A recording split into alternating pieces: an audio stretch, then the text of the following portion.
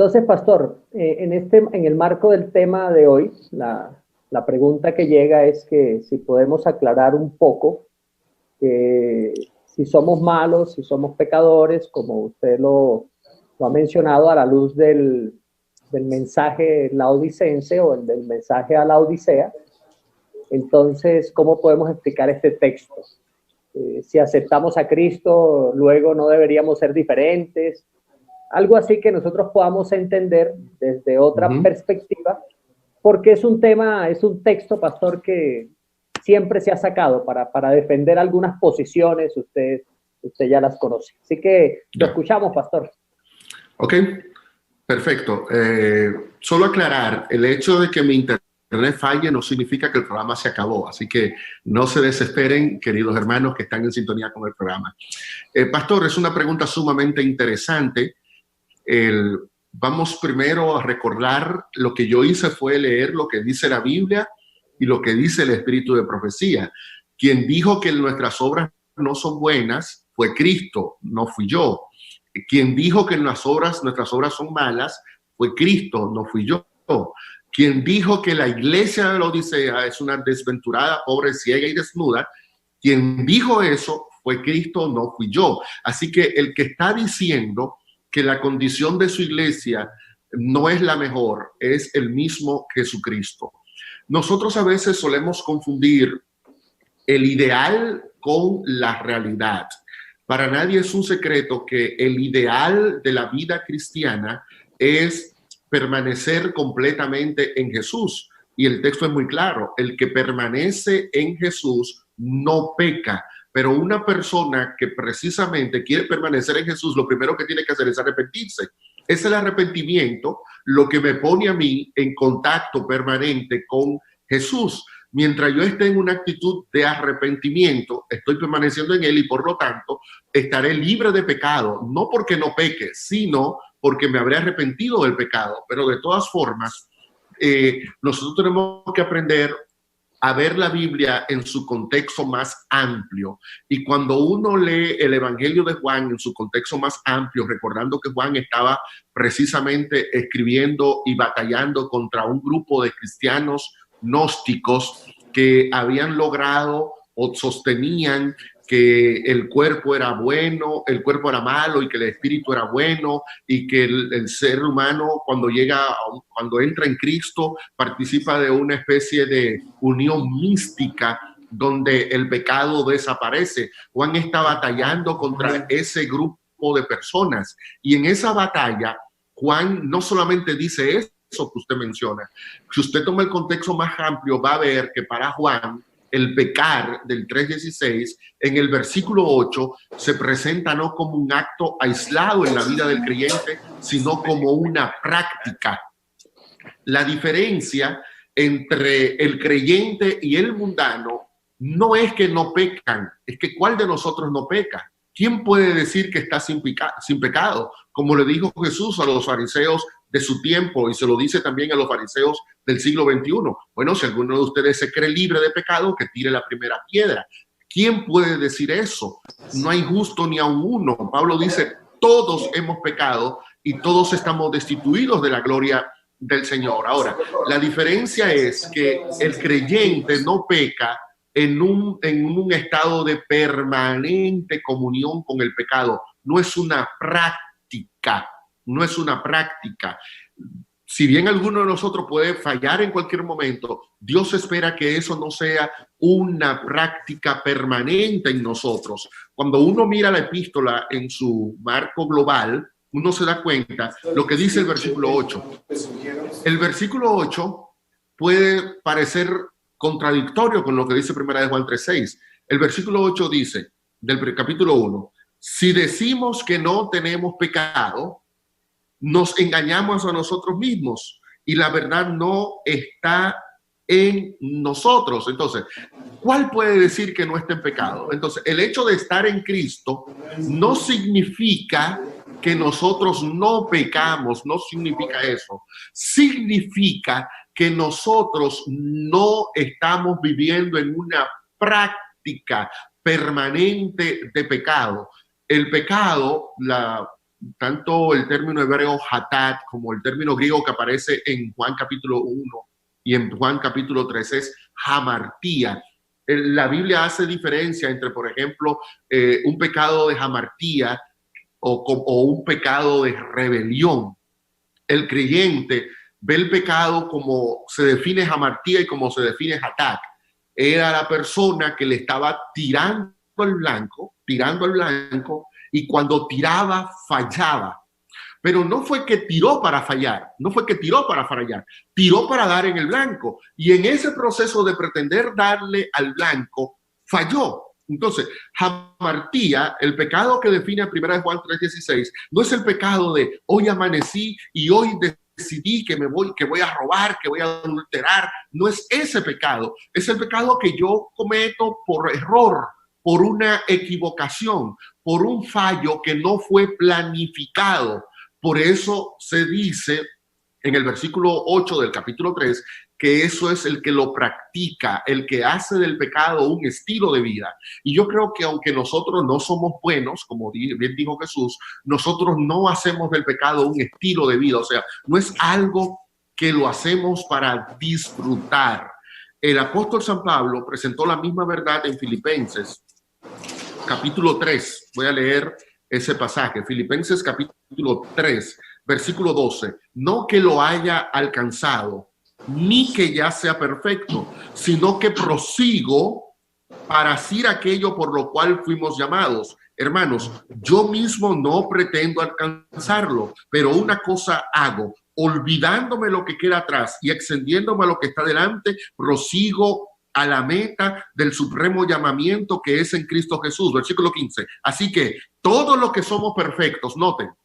Pero ¿y cómo es, Pablo? ¿Eres perfecto o no eres perfecto? No lo he alcanzado, no he llegado al cielo, pero prosigo a la meta. Y entonces luego dice, todos los que somos perfectos. ¿Quiénes son los que son perfectos? Son los que están apuntando hacia la meta, lo que a pesar de no ser lo que Dios espera que sean, continúan tratando de avanzar en su experiencia cristiana. Por eso un verdadero creyente nunca puede decir que en mí no hay pecado, porque si lo dice, se engaña a sí mismo y es mentiroso. Pero un verdadero creyente que permanece en Jesús no hace del pecado una práctica, porque si hace del pecado una práctica, ya no permanece en Jesús, sino que es del diablo. Así que Juan lo que quiere presentarnos a nosotros es, hay una realidad. La realidad es que somos pecadores y no podemos negarlo. Hay una segunda realidad. Si estamos en Cristo, el pecado de nosotros no va a ser un acto práctico donde nos hagamos siervos de Satanás, sino que serán ocasiones donde nosotros fallaremos al blanco, cometeremos errores, pero lo haremos, como dice San Pablo en Filipenses 3, tratando de avanzar hacia la meta, al supremo llamamiento que es en Cristo Jesús. Así que esto no está en contradicción con que Dios nos ha llamado a una vida diferente, pero el punto aquí es, aunque usted trate de vivir diferente, siempre habrá algo en usted que se llama pecado y con el que usted tiene que luchar. Los adventistas solemos ser muy buenos y expertos cumpliendo con la letra de la ley, pero el pecado no es solamente transgresión de la ley, como dice 1 Juan 3:4 y en el mismo capítulo. La Biblia también presenta el pecado de otra perspectiva. Santiago dice que pecado es saber hacer lo bueno y no hacerlo. Muchas veces el pecado de nosotros no está en que violamos la ley o violamos el sábado, está en que no hacemos cosas en favor de nuestro prójimo. En Romanos 14, pecado se define como todo lo que no proviene de la fe. O sea, actos de incredulidad que abrigamos nosotros en nuestros corazones también son pecados. Y los pecados más grandes, dice el Camino a Cristo, son pecados que la iglesia nunca disciplina. Un corazón orgulloso, un corazón codicioso, una mente que vive pensando perversidades de los demás. Eso es pecado también. Así que usted puede mostrarse que es diferente porque no va a comprar comida al sábado del supermercado, pero usted revela que está en pecado cuando usted sabe que su vecino no tiene comida y usted no le da. Entonces, no veamos el pecado como algo tan sencillo, violar la ley, sino como algo más complicado. saber hacer cosas buenas y no hacerlas, abrigar en nuestros corazones sentimientos de orgullo y de egoísmo, que son pecados que no se disciplinan, pero que están en el corazón de muchos de nosotros. Así que decir que no hay pecado en nosotros es sumamente engañoso y nos llevaría a no tener una actitud de arrepentimiento. Pero eso no significa que constantemente el Espíritu Santo va haciendo de nosotros personas que van avanzando hasta que llegue el momento donde puedan alcanzar la victoria sobre el pecado. ¿Cuándo? Dice 1 Corintios capítulo 15, cuando esto mortal sea vestido de inmortalidad y cuando esta mente corrupta sea transformada en una mente incorrupta. Qué bueno. Muchas gracias por la aclaración. Creo que ha sido una explicación bastante teológica, importante para nosotros. Pastor, en el marco de las profecías de los últimos días, ha habido, y ustedes ayer en el foro que fue tan interesante, tocaron el tema de la salida de las personas de la ciudad al campo. Ustedes dieron una explicación muy puntual, me parece que dieron en el punto, pero hay una inquietud que pues me dio mucha preocupación y que no pudimos alcanzar a abordar el día de ayer. Una persona pregunta de aquí de nuestra asociación: mis hijos tienen 18 y 20 años. Les he dicho, tenemos que irnos de la ciudad para el campo, pero ellos no quieren salir.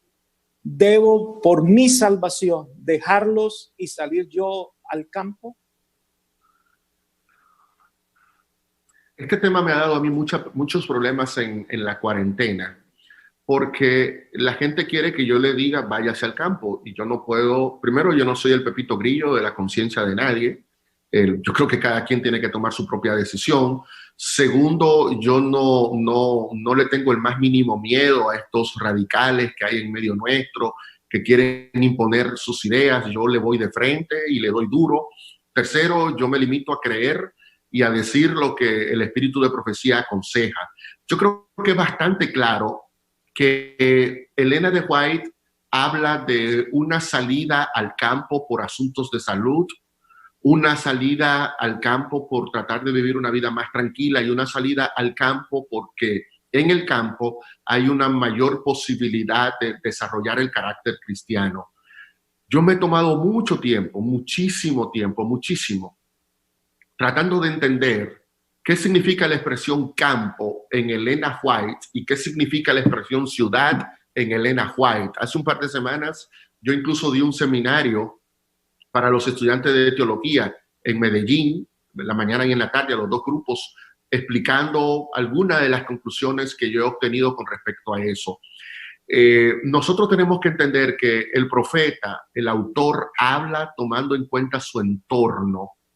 Si Juan viviera en el siglo XXI, Juan no hablara de dragones, ni de bestias con 7 cabezas, porque esa sería una expresión que no haría sentido a nuestro entorno cultural, porque nosotros no hemos crecido en un ambiente donde se nos habla de esos animales mitológicos. Pero en una cultura grecorromana y semítica como la que Juan se escribió, esas eran las imágenes que él tenía para llamar la atención de la gente. Pero nosotros sabemos que un dragón de 7 cabezas no existe y nosotros sabemos explicar y entender eso. Bueno, hermano querido, yo voy a tratar de ser lo más tranquilo posible, pero el concepto de campo en Elena White y el concepto de ciudad de Elena White no es el que tenemos nosotros. Voy a poner varios ejemplos. ¿Qué era una ciudad en los tiempos de Elena White? Vamos a hablar de Chicago o Los Ángeles, porque ella decía que las ciudades eran centros de corrupción y de contaminación y que el campo era un mejor lugar para tener salud. Bueno, Elena de White escribió en el tiempo, cuando Estados Unidos estaba en plena revolución industrial, se estaba produciendo lo que es común en nuestros países, una migración masiva del campo a las ciudades que ahora se estaban convirtiendo en los centros del desarrollo industrial norteamericano. Entonces usted podía tener una ciudad como Nueva York, que de 60,000 habitantes pasó a 2 millones de habitantes a principios del siglo XX. Pero, ¿qué pasó con ese proceso de migración? Se conjugaron varias cosas. En primer lugar, la gente abandonando el campo para ir a la ciudad. Una ciudad que no tenía la estructura sanitaria para recibir a tantas personas. No habían drenaje, no habían inodoros, lo que habían era letrina, donde decenas de familias tenían que usar una misma letrina, donde los caballos contaminaban mucho la ciudad con la orina, con el estiércol, porque no había carros en aquel tiempo, dependía la gente de caballo. Entonces, las ciudades no tenían una estructura sanitaria que le permitiera a la gente tener salud. Por otro lado, estaba también Estados Unidos experimentando la migración de países europeos de tradición católica, irlandeses y italianos, básicamente. Entonces eran gente que venía con una tradición católica. El católico por lo general suele ser más corrupto que el protestante, suele tener más vicios. Entonces se estaba dando una composición de un desarrollo industrial, mucha gente viniendo a la ciudad, mucha gente viniendo de fuera con ideas religiosas ajenas a las que Estados Unidos había defendido hasta ese momento, y ciudades que no tenían las condiciones básicas para que la gente viviera. En el Chicago en el que existía en los tiempos de Elena White, no había ni una sola avenida entabiada, eran todas avenidas de lodo. Imagínese usted una ciudad como Medellín, que entiendo que tiene 3 millones de habitantes, o Cali, que debe tener, no sé, 1 o 2 millones, o Bogotá con 10 millones, sin drenaje sanitario, sin calles pavimentadas, y que todo el medio de transporte eran animales. O sea, era un caos.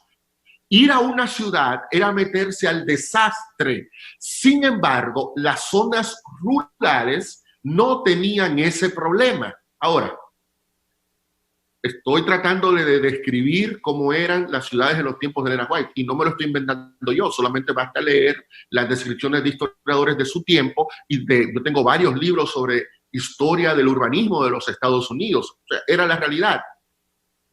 Piense, sea sincero, mi querido hermano, no se me bloquee, sea sincero. Los problemas que Elena de White estaba describiendo de la ciudad en su tiempo, ¿no cree usted que son los problemas que tiene el campo en Colombia? ¿Dónde están los problemas sanitarios en Colombia? ¿Están en las grandes ciudades o están en el campo? ¿Dónde está la gente que menos servicio de salud tiene? ¿Están en las grandes ciudades o están en el campo? ¿Dónde están las calles que no están pavimentadas en Colombia? ¿Están en las grandes ciudades o están en el campo? ¿Dónde están las letrinas en Colombia? ¿Están en las grandes ciudades o están en el campo? Dígame dónde está. Yo vi hace poco un reportaje sobre creo que Chocó es un departamento, ¿no? ¿Es un departamento el Chocó? Sí, señor, es un departamento. Ustedes han visto los niveles de pobreza que hay en el Chocó. Yo vi un documental que creo que fue en Discovery Channel, que yo me quedé sorprendido, porque yo voy a Colombia, pero voy a Medellín. Oh, qué lindo Medellín. O voy a Bogotá, o voy a Cali, o voy a Bucaramanga, o voy a Barranquilla. Nunca he ido a las zonas de campo de Colombia. Nunca he ido a la zona de campo de Colombia. Pero cuando yo vi ese reportaje quedé admirado. O sea, yo también he visto los reportajes de los campos minados que hay en Colombia por el problema que ustedes vienen arrastrando con el tema de la guerrilla. Entonces, me voy a meter yo en un campo de eso, donde probablemente encuentre una mina que me explote la familia. Entonces, no es así como que decido irme para el campo y punto. Por otro lado, ¿qué es un campo en Estados Unidos? ¿Qué es un campo en Estados Unidos a la realidad de hoy? Un campo en Estados Unidos es Port Charlotte, una pequeña ciudad que está al norte de Miami.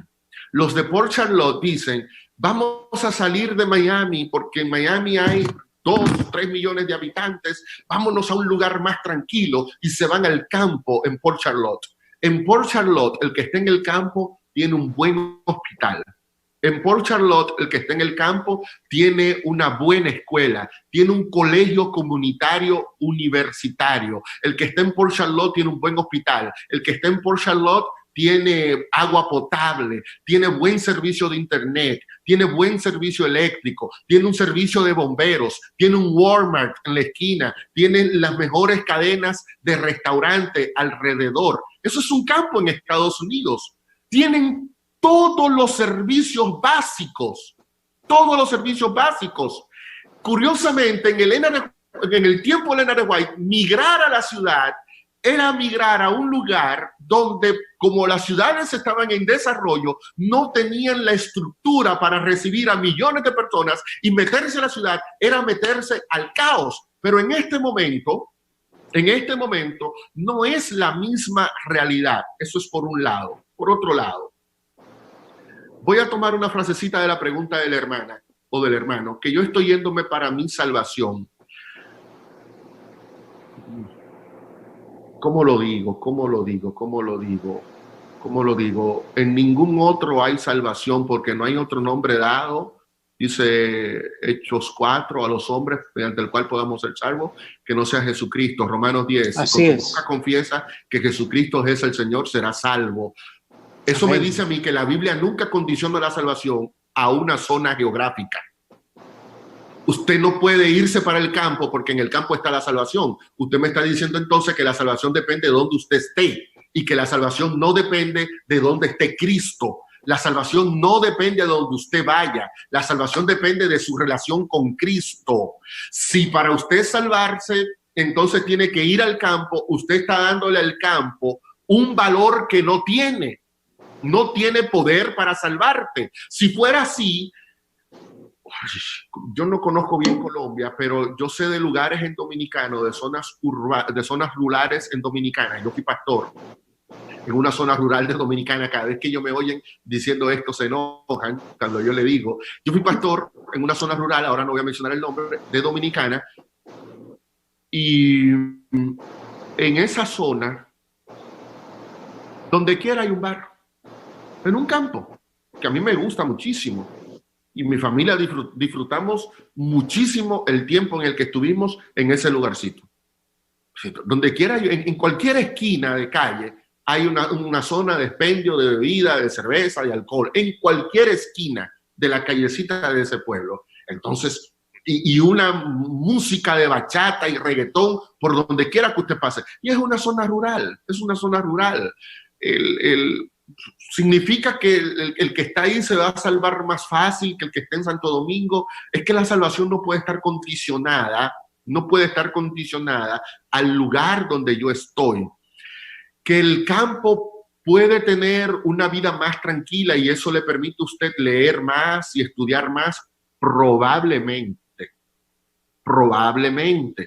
Yo estoy casi seguro que el adventismo en Colombia ha encontrado mayor receptividad en las zonas urbanas que en las zonas rurales. Y a mí no me pueden venir con cuentos con eso, porque yo puedo ir y ver las estadísticas.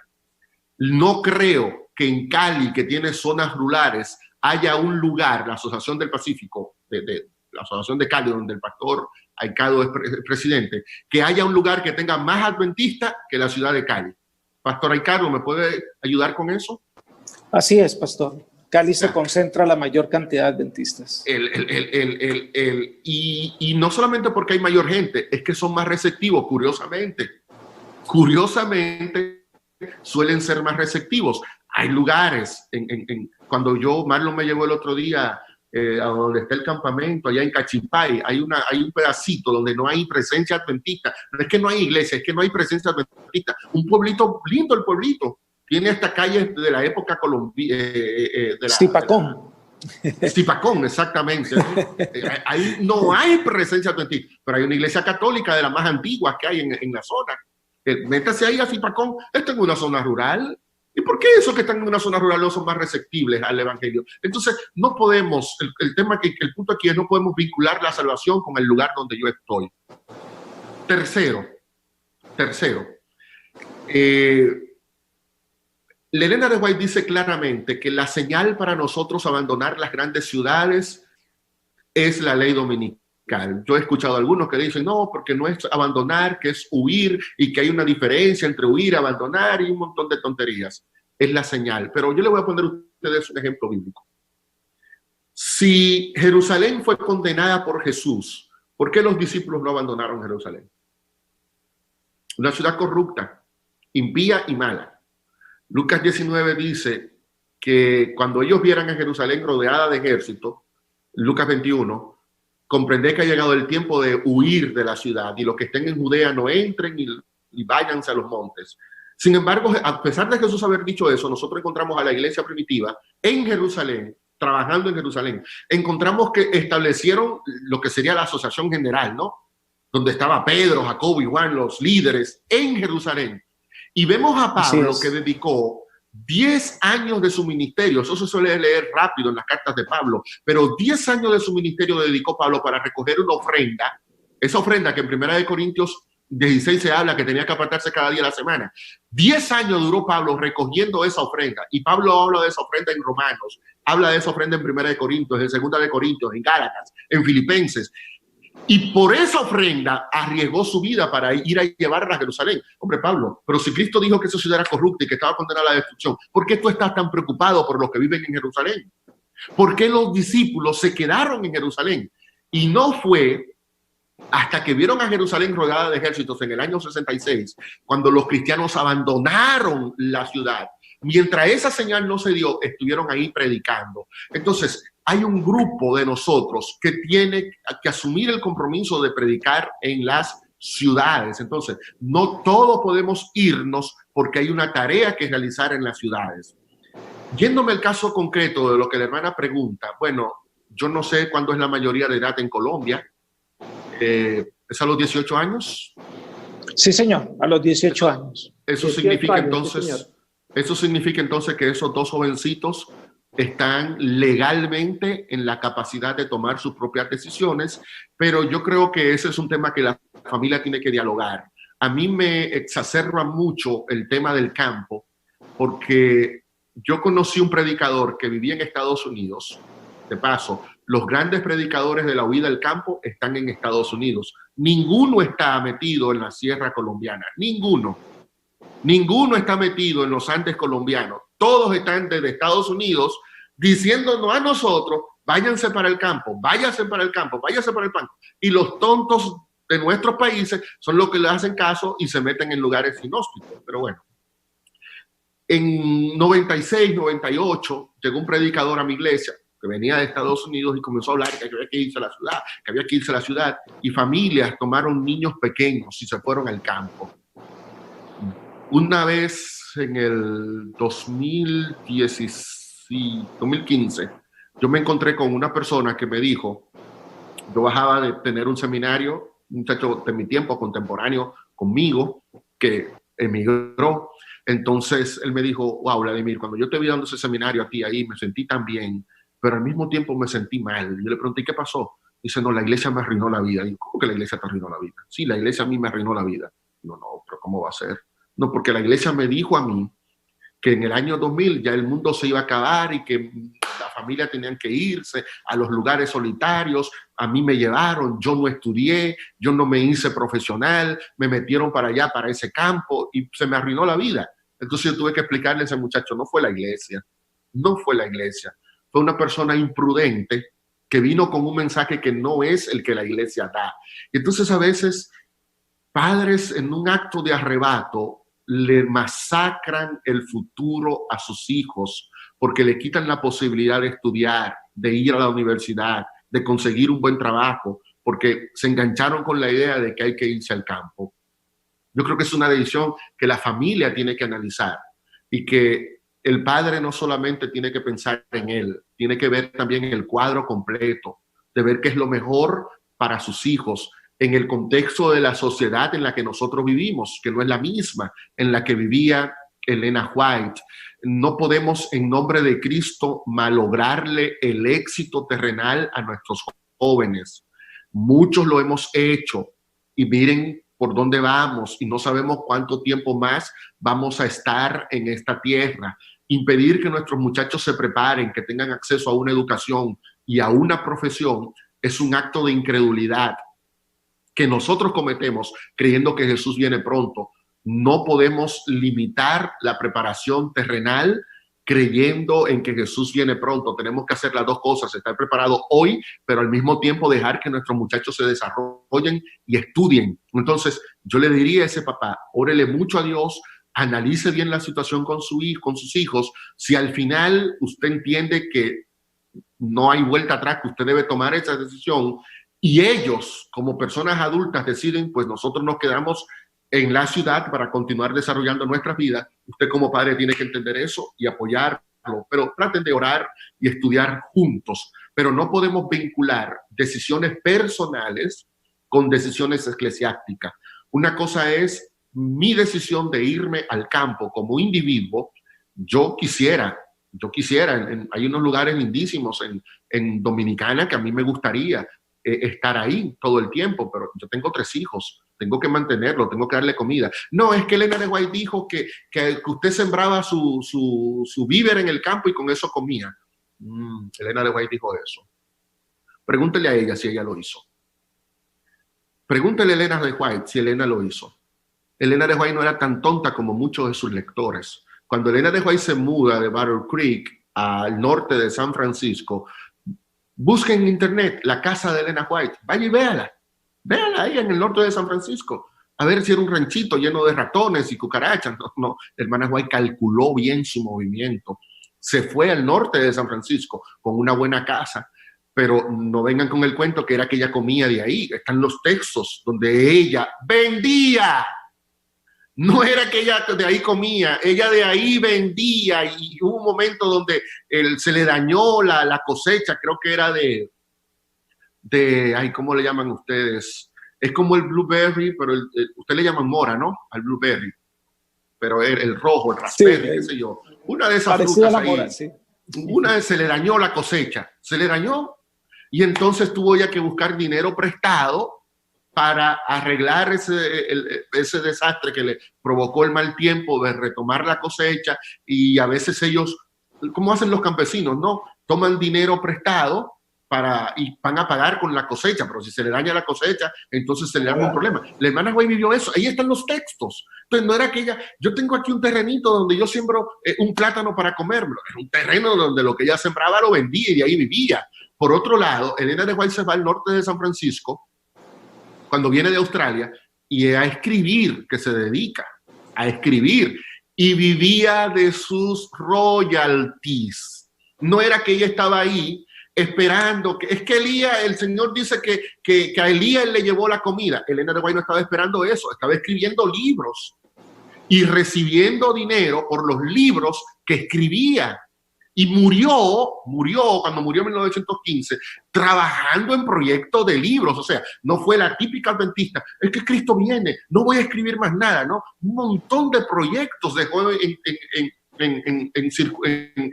sobre la mesa, porque la muerte la agarró hasta el último día trabajando. Entonces fue una señora que planificó bien su movimiento al campo. No es verdad que yo voy a tomar a mis 3 hijos chiquitos, es que la hermana White dijo que hay que irse al campo y me voy a ir al campo sin tener casa, sin tener de qué comer, sin tener de qué alimentarme. No, pero cuando ya yo tenga todo arreglado, por supuesto que me voy a ir. Cuando tenga todo arreglado, porque eso es una decisión personal. Como iglesia y en el aspecto escatológico, ella fue muy claro. Cuando se dé el domingo como día de reposo, llegó el momento de abandonar las ciudades. Hay un librito buenísimo, yo tengo que admitir que el primer librito que se escribió sobre eso, de la ciudad al campo, no es que los fideicomisarios del Centro White lo hicieron con maldad, pero todos somos hijos de la circunstancia. Ese libro se publicó después de la Segunda Guerra Mundial, después de 1948. Las grandes ciudades del mundo estaban devastadas. Era como un mensaje oportuno decirle a esos adventistas que vivían en esas grandes ciudades, que quedaron devastadas físicamente por las bombas, las ciudades de Estados Unidos que quedaron devastadas en términos financieros por la gran recesión que provocaría la guerra, las inversiones en la guerra. Por otro lado, el establecimiento de la Organización de las Naciones Unidas, ya muchos adventistas se emocionaron. Se organizó la ONU, de la ONU va a salir una cabeza mundial, ya el mundo entero se va a organizar para promulgar la ley dominical. Y esa combinación, desastres en las ciudades, con el entendimiento de que la ONU vendría a jugar un papel escatológico, motivó a creer que era el momento oportuno donde el mensaje de las ciudades tenía que darse. Y la iglesia publicó ese librito, que lamentablemente fue poco equilibrado, pero no era porque la gente era mala, que los que lo hicieron, no, era por la situación que estaba atravesando la iglesia y el mundo en esa coyuntura. Pero luego el Centro White publicó un libro, La evangelización de las ciudades, donde se presenta un mensaje más equilibrado del compromiso que nosotros tenemos con nuestras grandes ciudades. Yo les animaría a los hermanos de Cali, a los hermanos de Bogotá, que son las dos grandes ciudades que están participando de este conversatorio. Hay que hacer planes sabios para evangelizar esas dos grandes ciudades. No podemos los adventistas de esas ciudades irnos, porque si nos vamos, estaríamos condenando a la perdición a ese grupo de hombres y mujeres que viven allí. Me extendí demasiado, pastor, pero bueno, quería... Bueno, muchas gracias, pastor. Creo que ha quedado bastante claro la posición y muy equilibrada esa posición. Las decisiones personales... Sí, señor. Diga. Mira un detalle más. Hermanos, nadie sabe de Elena White más que la iglesia. Nadie.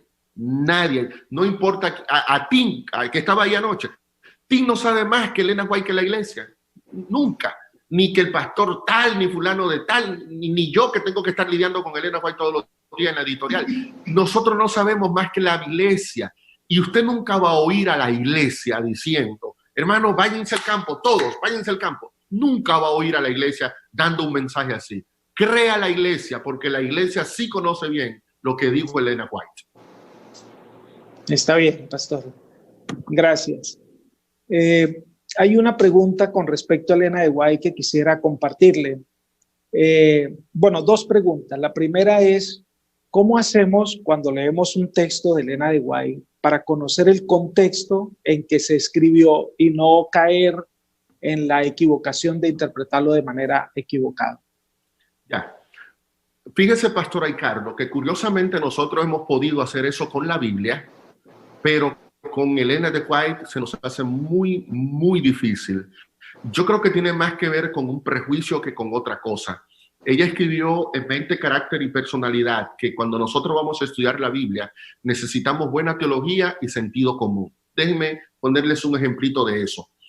Ninguno de nosotros dice, bueno, como Pablo dijo, que le dijo a Timoteo que no tomara agua, sino que tomara vino, yo ahora voy a hacer lo que la Biblia dijo, y la Biblia dijo esto y lo hago. No, todos nosotros sabemos interpretar ese texto y ubicarlo en su contexto, pero cuando leemos, Elena de White dijo que el huevo no se puede poner en la mesa ni de decoración, entonces lo tomo al pie de la letra, la frase. Es como que si Elena de White lo dijo, tengo que tomarlo como es, pero si la Biblia lo dice, tengo que interpretarlo. Yo creo que nosotros, así como hemos aprendido a interpretar la Biblia, también podemos interpretar a Elena de White. Y lo primero es leyéndola. La mejor manera de comprender a Elena White es leyéndola. Lamentablemente nosotros dependemos mucho de lo que otro dice, pero si nosotros leyéramos a Elena White, descubriríamos que Elena de White no era esa profetisa inflexible que nosotros a veces queremos presentarle a la iglesia. No, era una señora con mucho sentido común, una persona que si estaba en Noruega y en Noruega por el frío no hay mucha fruta, no tenía ningún problema en comer carne. Y hay declaraciones de Elena de White después de haber recibido el mensaje de la reforma pro salud, diciendo qué rico estuvo ese venado, un venado cazado por su hijo Willy. ¿La descalifica eso a ella? No. Lo que pasa es que ella no era tan cerrada como lo que la leemos a ella. Ella dice, yo no me voy a morir de hambre. Si no hay vegetales y en Noruega lo que hay es carne, pues eso voy a comer porque tengo que salir a camino. Entonces, ella no era tan estricta, pero eso uno lo descubre cuando lee. Lo segundo es leer no solamente una declaración, leer todo el artículo o el capítulo o el libro por completo. Creo que ayer yo mencionaba eso, esa frase de ella, hay que evangelizar a las ciudades desde puestos de avanzada. Cuando uno lee la carta de 1902 donde aparece la declaración, uno se da cuenta que ella lo que estaba era en un pleito con John Kellogg, que quería colocar un sanatorio en el centro de Los Ángeles. Y entonces ella le dice a Kellogg, no se lo está diciendo a Kellogg, se lo está diciendo al director del sanatorio, que estaba de acuerdo con la idea de Kellogg. Ella le dice, no hay que poner el sanatorio en el centro de Los Ángeles, hay que poner el sanatorio fuera de Los Ángeles y desde aquí que sea un puesto de avanzada para evangelizar. Pero cuando uno saca la cita aislada, uno dice, la cita está hablando de mí, yo tengo que irme fuera del campo y evangelizar a la ciudad viniendo donde ella. Pero ella no estaba hablando de mí, ella estaba hablando del sanatorio. Era el sanatorio que tenía que colocarse fuera. Y en la misma carta ella dice, pero el restaurante lo dejan en la ciudad. No lleven el restaurante a las afueras. ¿Por qué el restaurante no iba a ir a las afueras? Porque el restaurante, para ser rentable, tenía que estar en un lugar donde haya mucha gente. Si nosotros vamos a poner un restaurante vegetariano, no podemos ponerlo en Zipacón. Hay que ponerlo en Cali. Hay que ponerlo en Medellín, hay que ponerlo en donde está la gente, donde hay mucha gente. Y eso lo dice Elena White, pero nada más vemos pedacitos aislados. Entonces, leer a Elena White, leerla. Segundo, la frase que ella leyó, que ella escribió, no tomarla aislada, sino verla en el marco global donde está la declaración, como hacemos con la Biblia.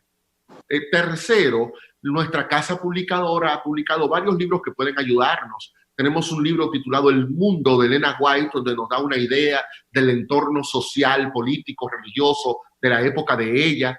Tenemos lo mejor que se ha publicado hasta ahora, Introducción a los escritos de Elena White, de George Knight. Mire, déjenme poner a Marlon en apuros. Si usted le pide a Marlon ese libro, Introducción a los escritos de Elena White, Marlon le va a dar un descuento de un 15%. ¿Verdad, Marlon? Sí. Amén, amén. Yo repartí por ti. Un 15%. Introducción a los escritos de Elena White. Porque ese libro nos ayudará muchísimo a entender el ambiente en el que ella vivió y a entender por qué ella hizo ciertas declaraciones que a nosotros nos parecen muy duras, pero que cuando uno ve el contexto uno dice, pero es que mira, era esto lo que estaba pasando. Nosotros podemos interpretar cuando Pablo le dice a Timoteo y en 1 Corintios 14 que las mujeres que se callen y que no andan haciendo bulla en la iglesia y que no permito que la mujer hable en público. ¿Y por qué nosotros dejamos que nuestras mujeres participen? ¿Qué es lo correcto? Porque nosotros entendemos el contexto histórico en el que Pablo hizo semejante declaración. Pues lo mismo pasa con la sierva de Dios, porque ella era un ser humano que vivía en un entorno cultural, sociológico, político, económico, que cuando uno lo entiende, uno entonces capta mejor el sentido de muchas de esas declaraciones. Dentro de poco vamos a publicar un diccionario de Elena de White que nos va a ayudar a entender todos esos términos, que zarandeo, que fuerte pregón, que lluvia tardía, que fulano de tal y que esto, o sea, todas esas herramientas nos van a ayudar a comprender mejor a Elena de White. Hay un libro, es un libro grande, pero igual, Marlon, ese porque es un libro muy caro, un 20% de descuento. Una vez el pastor muy bien, me lo enseñó el libro. Cartas de Elena de White con comentarios. Está la carta y entonces vienen los comentarios explicando en qué contexto y por qué. Ahí está, ¿verdad? Mira, ahí Yerka lo está enseñando, pero vamos a ver, ¿Yerka está saliendo en la pantalla? Sí, señor, él está saliendo en la pantalla. Sí, bueno, ahí está. Sí, pastor, ahorita me levanté preciso y ahora voy a hacerle publicidad a varios libritos. Ahí está, cartas y manuscritos de Elena de White con unos comentarios al pie de página que nos ayudan a nosotros. Ah, pero mira, cuando ella dijo esto, esta era la situación. Y eso nos ayuda entonces a entenderla en su contexto más amplio. Ese libro, como es un libro muy grande, Marlon, un 20% de descuento. Amén, amén. Muy bueno, muy bueno. Marlon está aquí con una foto y en la foto está riéndose. Así que yo lo que veo es que él está celebrando cada decisión que yo estoy tomando. Usted lo está viendo ahí, ¿verdad, Yerko? Miren lo contento que se ve. Sí, señor, yo ahí lo veo, ahí lo veo. Seguimos. Muy bien, pastor. Muy bueno. Quiero aprovechar porque alguien me preguntó si yo tenía acciones o comisiones de IATPA, pero no, la única comisión que tengo es el deseo de compartir. Pero aquí está el libro, pastor, que usted mencionaba, también los Correcto. hermanos, para que los conozcan, y sería bueno que los leyéramos. También les voy a recomendar este libro de Arthur White. Usted no lo ha mencionado ahí, pero algunos lo pueden obtener. Buenísimo. Y este libro interesante de La mensajera del Señor. Qué bueno, pastor, lo que usted ha mencionado del contexto, y quiero reenfatizar este libro. Aquí están las cartas. Profesor, está perfecto. Lo que usted diga, yo solo obedezco. Muy bueno. Quiero aprovechar porque sin edición y las cartas escritas con comentarios que el pastor mencionaba. Pastor, bueno, el tiempo avanza y la verdad es que hay muchas preguntas. Quiero hacerle una que nos ha llegado con relación al fuerte pregón. La pregunta, pues tratamos aquí de entenderla, y entonces diríamos más o menos cuál es el contenido del fuerte pregón y cuándo debe darse el fuerte pregón antes de que termine la historia de esta tierra. Esa es la pregunta, pastor, más o menos. El fuerte pregón se puede entender de distintas ópticas. En Mensajes Selectos tomo 1, creo que página 425 o 427, en ese rango, Elena de White dijo que el fuerte pregón del mensaje del tercer ángel ya había comenzado en su tiempo con la revelación de la justicia de Cristo, el Redentor que perdona nuestros pecados. Así que para ella, el fuerte pregón había comenzado ya. ¿Por qué comenzó en su tiempo? Porque hubo un despertar dentro del adventismo donde toda la iglesia había comenzado a predicar a viva voz el tema de la justicia de Cristo como Salvador del mundo. Así que para ella entonces el fuerte pregón es el momento cuando la iglesia como un solo hombre se une a presentar el mensaje de salvación para la sociedad a la que la iglesia tiene que predicar. En ese sentido, el fuerte pregón es una experiencia que nosotros, aunque la mencionamos hacia el futuro, podemos tenerla hoy si todos nosotros nos unimos para predicar el evangelio.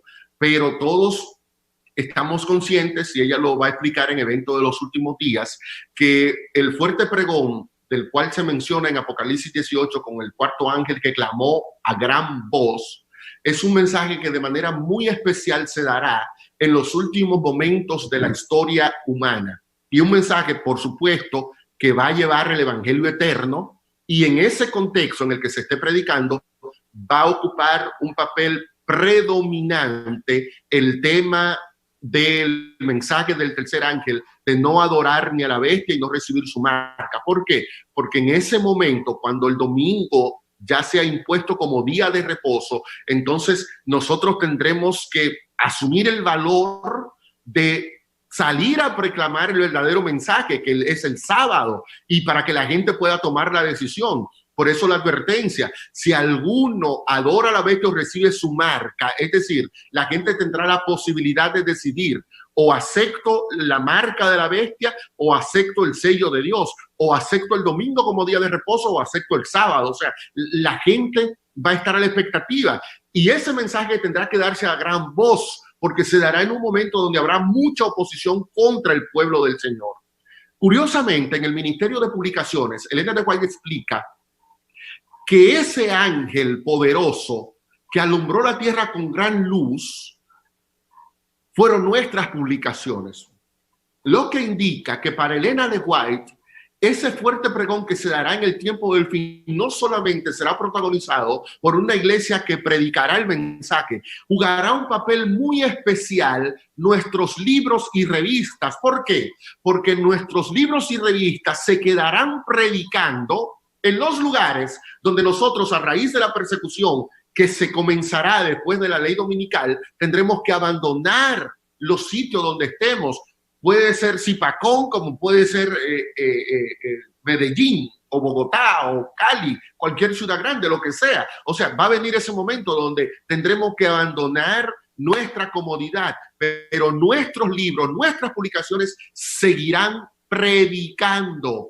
Y en esos momentos, el único medio que Dios tendrá para decirle a ese pueblo, salid, pueblo mío, y no seáis partícipe de los pecados de Babilonia, son nuestros libros. Así que nuestros libros, a veces uno dice, repartimos 1 millón de libros y apenas conseguimos que uno se bautizara y la presentaron ahí, que fue una la que se bautizó. No, esos libros están haciendo su trabajo. Y mucha gente durante el fuerte pregón, durante el derramamiento de la lluvia tardía, se unirá a la iglesia adventista por el mensaje que ha estado recibiendo por nuestros libros. Así que en este momento tenemos que predicar toda la revelación que hemos recibido, pero en el contexto escatológico del fuerte pregón, evidentemente el protagonismo lo va a desempeñar el mensaje del tercer ángel. ¿Por qué? Porque eso será verdad presente. Y ahí me voy a tomar 2 minutos más para desarrollar ese concepto. Ayer lo mencionábamos en la presentación. La verdad presente depende mucho de cuál es mi foco de misión, es decir, a quién yo le voy a predicar, a quién yo le voy a predicar. Yo sé que algunos de nosotros nos desesperamos y decimos, pues en este momento es que hay que andar predicando la marca de la bestia, pero es que nadie está expuesto a recibir la marca de la bestia. Entonces, presentar ahora la marca de la bestia siempre será de utilidad, siempre ayudará a alguien, pero no es un tema que ocupe la palestra en la mente de la gente. Yo diría que verdad presente en este momento, es Juan 14. No se turbe vuestro corazón. Mi paz os dejo, mi paz os doy. En el mundo tendréis aflicción, pero confiad, yo he vencido al mundo. O sea, la gente está teniendo problemas, la gente está teniendo aflicción, está perdiendo trabajo, está enferma. ¿Qué marca de la bestia usted me va a venir a hablar a mí en este momento cuando yo lo que no tengo es comida en la casa? Entonces, la verdad presente es la verdad que llena la necesidad de la persona que me está escuchando. La persona que me está escuchando. Pero va a llegar ese momento donde el mensaje del tercer ángel será verdad presente real, porque la gente estará en la condición de tomar una decisión, o por el sábado o por el domingo. Pero ese momento donde el mensaje del tercer ángel será verdad presente en todo el sentido de la palabra, todavía no ha llegado. Por eso usted va a notar, nosotros publicamos 2 colecciones de sermones de Elena White, tomo 1 y tomo 2, bajo el título de Sermones Escogidos. Usted va a oír a la hermana White, que sabía más que nosotros de la verdad presente y del mensaje del tercer ángel, diciendo, vamos a predicar de Reforma Pro Salud y predicada de Reforma Pro Salud. Vamos a predicar de familia y predicada de familia, de mayordomía, de educación, de justificación por la fe, de un relato del Antiguo Testamento. A mí siempre me ha impactado que Elena de White escribió primero El conflicto de los siglos y después escribió El deseo de todas las gentes. Si Elena de White hubiera creído que la verdad presente solo está en El conflicto de los siglos y que un libro maravilloso, para mí es un libro, pero que yo no me despego de él. Pero si yo hubiera creído eso, ¿por qué escribió El deseo de toda la gente después del conflicto de los siglos? ¿No cree usted, hermano, que Elena de White debió o escribir primero El deseo de toda la gente o nunca haberlo escrito si ella hubiera creído que nosotros lo que necesitamos es comprender las verdades que tiene el conflicto de los siglos? Que lo necesitamos, pero hay mucha gente que la verdad presente para ellas es la presentación de un Salvador que murió, que resucitó y que está presto a venir. De un Salvador que perdona, de un Salvador que restaura, de un Salvador que da paz en medio de la angustia. Eso es lo que mucha gente necesita en este momento. Por eso el mensaje comienza con un evangelio que es eterno. Si el evangelio es eterno, eso significa que es atemporal, es decir, no tiene fecha de caducidad. Cuando un hermano con buenas intenciones, pero con mucha falta de conocimiento, dice: hermano, lo que hay es que predicar el mensaje del tercer ángel, la bestia, que el domingo es un día falso. Y esa es la verdad. Eso de estar hablando de que Dios salva, de que Dios perdona, esto, hermano, eso no hay que predicarlo. Ese hermano revela una ignorancia del tamaño de Colombia, así, grandísima. Porque, curiosamente, querido hermano, cuando lleguemos al cielo, no vamos a estudiar sobre la marca de la bestia, pero seguiremos continuando aprendiendo sobre el amor de Dios. Ese amor que usted dice que no es importante predicarlo en este tiempo. Cuando usted no tenga profecía, lo que seguirá estudiando en el cielo será el amor de Dios, porque es una manifestación eterna.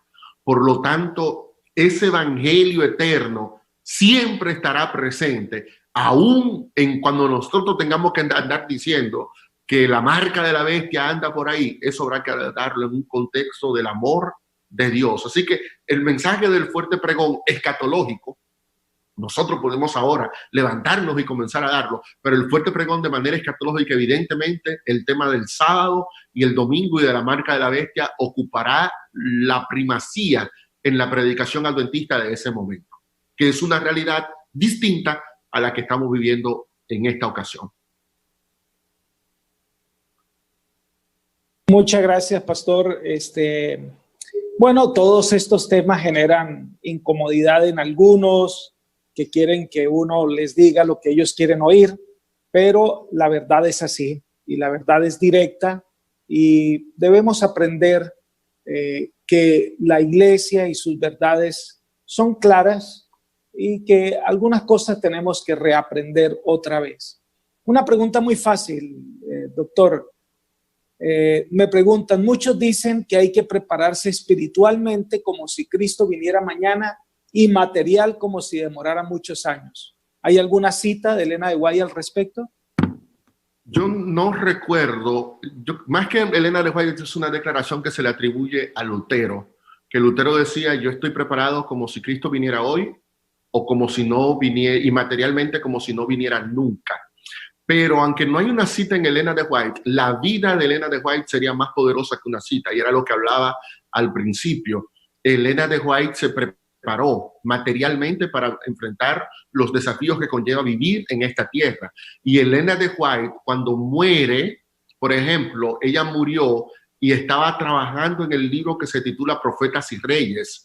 Profetas y Reyes se publicó en 1917, porque cuando la muerte la agarró, ella estaba enfrascada en nuevos planes, en nuevas ideas. Ella dejó un testamento incluso diciendo lo que había que continuar realizando con sus libros, con los manuscritos que ella escribió pero que nunca publicó. Así que Elena de White era una persona que, aunque decía que Cristo venía pronto y llegó a decir que ella estaría con los que verían la segunda venida del Señor, fue una persona que hizo planes en su vida, incluyendo un testamento, repartiendo sus posesiones y diciendo cómo tenían que dirigirse sus libros. Así que el hecho de que Jesús viene no significa que nosotros tenemos que descuidar nuestra existencia terrenal.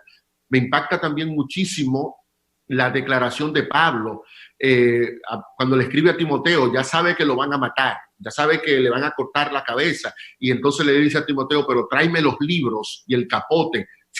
Una persona que Nerón lo va a matar y lo que esté pensando es leer. No, es una persona que hasta el último momento de su vida aquí en la tierra lo está aprovechando, le está sacando lo mejor, le está soñando, está visualizando qué puedo aprender de nuevo. Tráigame los libros. Pablo, pero te van a matar, no importa, pero si 5 minutos antes de morir yo aprendí algo nuevo, moriré con ese sentido de satisfacción. Entonces, yo no veo ni en Pablo ni en Elena de White, que deberían ser nuestros modelos, ese ímpetu de bueno, como ya Cristo viene, no me preparo, no estudio, no voy a emprender un negocio. Hermano, si usted tiene que emprender un negocio, comiéncelo mañana. No es que me lo van a quitar y lo van a destruir. Sí, eso es verdad, y que lo hagan, pero usted, mientras tanto, avance. Nosotros no podemos creer que hay una división. Fíjense que los adventistas lo enseñamos, pero en la práctica como que hacemos la división. Nosotros decimos que el ser humano es una unidad donde el cuerpo, el espíritu están juntos, donde lo material y lo espiritual va de la mano, o sea, no hay esa separación. No es verdad que si tú te desligas de lo material, tú estás mejor. No, porque entonces tú estás dividiendo el concepto que los adventistas tenemos, de que todo en la vida va ligado, lo material y lo espiritual. El problema no es el dinero, el problema es el amor al dinero. El problema no es tener un negocio, el problema es hacer de ese negocio mi Dios. Entonces, tú no puedes dejarte llevar casi siempre por voces extraviadas de que, hermano, eso es falta de fe. Si usted está pensando en establecer un negocio, establezca su negocio. Y que cuando venga la ley dominical se lo quiten, sí, pero si pasan 20 años, usted va a tener su negocio y va a ayudar a la iglesia a continuar predicando con sus recursos. Entonces sueñe, usted es un joven, haga su licenciatura, terminó su licenciatura, piensa en una maestría, terminó su maestría, piensa en un doctorado, piensa en cómo vivir mejor en esta tierra. No tienes que estar sumergido en esa mentalidad de, bueno, mi reino no es de este mundo, mi reino está en los cielos. Sí, mi reino está en el cielo, pero ¿y quién dice que yo no puedo tener los dos? ¿Quién dice que yo no puedo pensar en superarme y avanzar en esta tierra y al mismo tiempo servir a Dios? No hay una distorsión de eso. En Daniel tenemos un buen ejemplo. Sirvió a Dios, pero avanzó en sus estudios, en su mundo profesional hasta alcanzar el puesto más importante, el que podía tener acceso, pero no lo hizo basándose en el pecado, destruyendo al otro, criticando al otro, hablando mal de aquel para yo alcanzar. No, Daniel alcanzó sus metas, pero lo hizo sirviendo a Dios y para glorificar a Dios. José lo hizo también, pero glorificando a Dios. Y noten que Israel tenía la orden de que era para Canaán que ellos tenían que volver. Eso fue lo que Dios le prometió a Abraham y fue lo que Dios le prometió a Jacob cuando le dijo en Génesis 28, esta tierra te la daré a ti, a tu descendencia. Pero los egipcios, los judíos no llegaron a Egipto y dijeron, es que esta tierra no es la de nosotros, así que esto es temporal, no hagamos nada aquí y vámonos. No, se preocuparon por avanzar, por crecer, y como crecieron tanto, los egipcios tuvieron celos. En Jeremías 29, viene en el capítulo 25 la orden, 70 años ustedes van a estar en Babilonia. Están los judíos ahora en Babilonia. Comenzó un grupo. Tenemos que irnos de esta ciudad. Esta ciudad es mala. Esta ciudad es pecadora. Hay que abandonarla. Jeremías le mandó una carta. Lean esa carta, es preciosísima. Jeremías 29, diciéndole a los judíos que están en Babilonia, planten árboles, fabriquen sus casas, tengan hijos. Yo les voy a dar prosperidad. Pero ¿y por qué el Señor me está diciendo eso cuando el Señor sabe que yo voy para Jerusalén? Sí, pero no importa. En lo que tú estás en Babilonia, trata de desarrollar tu vida. Así que el ejemplo bíblico y el ejemplo de Leonard White es para que todos nosotros estemos listos para recibir al Señor hoy, como dice San Pablo en 2 Corintios 6. Hoy es el día de salvación. Hoy es el tiempo aceptable, pero al mismo tiempo mis sueños, mis metas, lo que yo quiero lograr en esta tierra no están en contradicciones. Podemos seguir soñando, podemos seguir avanzando, podemos seguir creyendo que aquí yo puedo plantar, puedo fabricar y puedo tener hijos. Y al final me llevo a mis hijos al cielo. Y lo que planté y lo que fabriqué será destruido. Pero eso no entra en contradicción con la realidad futura que Dios tiene para cada uno de nosotros. Por lo menos eso es el principio bíblico y eso es lo que hizo Leonard White en su propia vida. Pastor, muchas gracias. Muchas gracias, amable. Qué tremendo. Muy claro. Así es. Yo quizá, antes de la última pregunta, lamentamos, hay muchas preguntas aquí acumuladas, estamos mirando aquí y allá, pero una última pregunta, Pastor, con relación a las plagas. Bueno, esta pregunta ha sido recurrente estos días y ya se han dado respuestas, pero no queremos pasarla por alto porque implica, voy a tratar de unir un par de preguntas. Algunos universitarios y preguntan, bueno, tenemos que seguir estudiando en medio de esta situación, es correcto seguir haciéndolo, pero unido eso, Pastor, al tema de las plagas. si la contingencia que estamos viviendo con el coronavirus la podemos clasificar como una de las 7 últimas plagas, o qué puede usted ilustrarnos alrededor de esto, pastor, por favor. Ok, bueno, una respuesta sencilla a la pregunta de si el COVID-19 es parte de las 7 plagas es qué bueno que no. Porque primero, cuando uno lee las 7 plagas de Apocalipsis, ninguna tiene que ver con el COVID-19. La primera es una úrsula maligna, la segunda es una plaga que afecta el mar, lo convierte en sangre, la tercera que afecta a los ríos, la cuarta es un calentamiento del sol, la quinta es la oscuridad en el trono de la bestia, y la séptima es la batalla del Armagedón. Así que ninguna aparece allí hablando de una enfermedad infecciosa. Así que qué bueno, porque también cuando las plagas de Apocalipsis 16 comiencen a ser derramadas, no habrá posibilidad de arrepentimiento. Y en este momento nosotros todavía podemos arrepentirnos, podemos venir a Dios, podemos pedir perdón, todavía hay gracia, todavía hay oportunidad de salvación para el que tiene COVID, para el que no tiene COVID. Así que no podemos ver eso como una peste, como una plaga que está vinculada al fin de los tiempos. Yo sé que es un momento terrible, sumamente terrible. Mucha gente está muriendo. Yo a veces digo que, sin menospreciar, de paso, yo tuve un hermano que salió bien de la situación, ¿no? Le dio el COVID-19, pero ya se ha ido recuperando, gracias a Dios. Así que esto nos ha picado cerca, ¿verdad?, a todos. Pero, hermanos, hay plagas peores en este mundo, pero no han salido a las redes sociales ni han ocupado un lugar en nuestra predicación. Pero vamos a ver cómo termina el año. Pero por lo general mueren más personas por depresión de lo que está proyectado que mueran por el COVID-19, por depresión. Y ninguno dice, eso es una plaga. Cada año mueren muchas personas, más de 1 millón, por problemas de enfermedades cardíacas. Y ninguno decimos que los problemas cardíacos son una plaga. La diabetes es brutal lo que hace la diabetes. Y no decimos, es una plaga. Mueren millones de niños por desnutrición y ninguno dice, es una plaga. Enfermedades terribles que están ahí. Y de hecho, muchos de los que están muriendo por el COVID-19 están muriendo porque tienen esas enfermedades. Si no tuvieran esas enfermedades, salieran bien librados de esta coyuntura.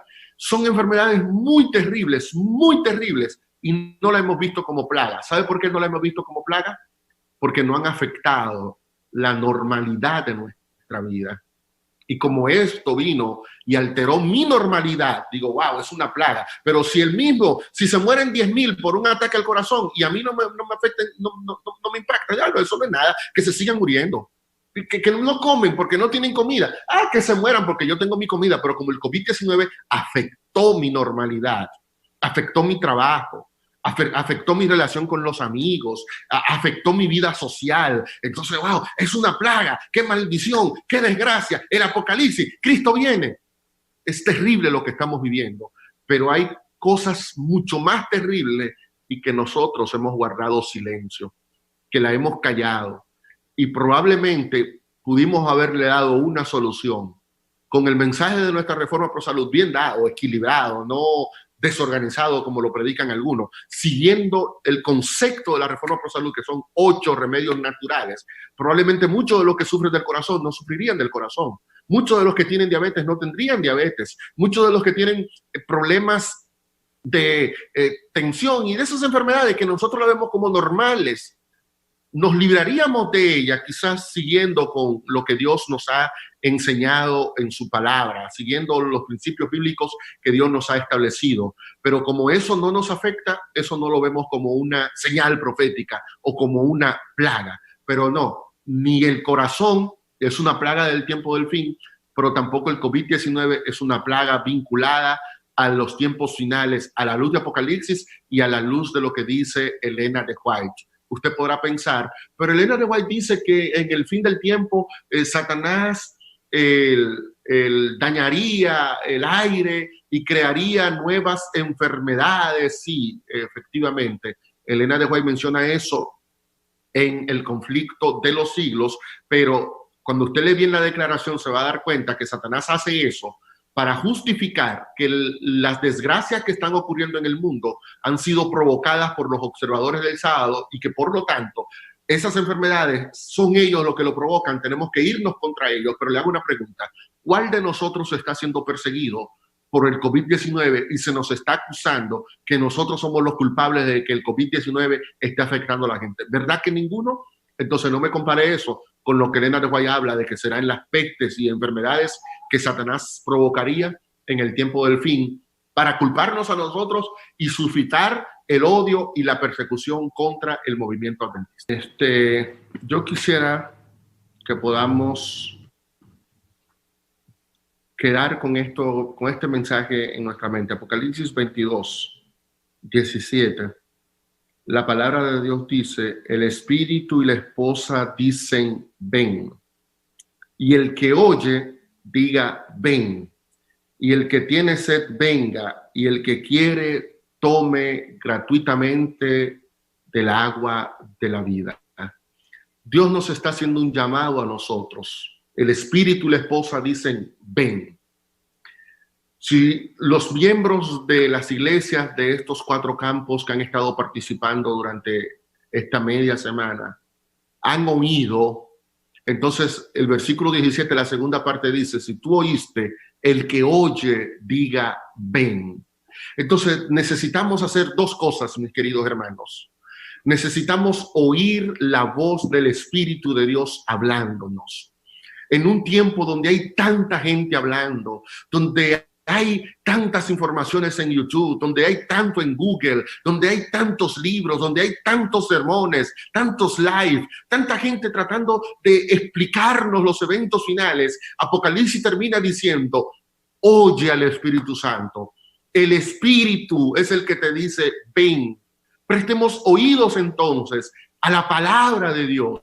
En un mundo donde hay tanta confusión, vayamos a lo único que es seguro, a la Biblia. Dejemos entonces que sea la voz de la Biblia la que guíe nuestro paso durante el último tramo de nuestra llegada al reino de los cielos. Escuchar la voz de Dios, prestar menos atención a lo que decimos los hombres y más atención a lo que Dios ha dicho en su palabra, tanto en la Biblia como en el don de profecía. Segundo, si ya oíste, si el mensaje caló en tu corazón, si tu alma ha sido tocada, entonces ahora tú no solamente eres un oidor, ahora tú te conviertes en un emisor y tú también sales a decirle a la gente ven, ven. O sea, el que oye sale y dice ven.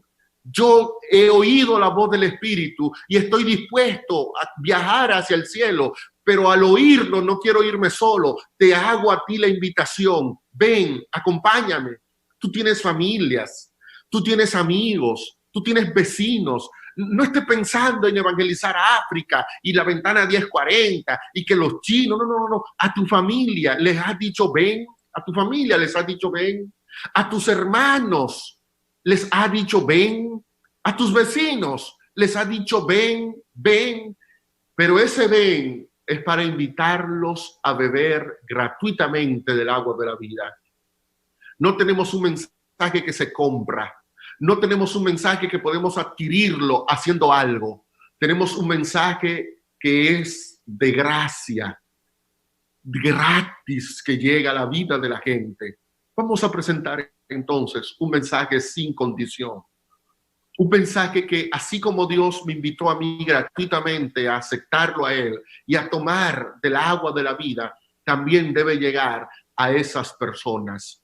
Escuchemos la voz de Dios y al oírla, que los demás oigan esa voz de Dios a través de nuestros labios y que el que oye como el que habla, juntos podamos entender que nuestra llegada al cielo no es por nuestros méritos, es por los méritos de Cristo y por eso llegaremos allí sin pagar nada.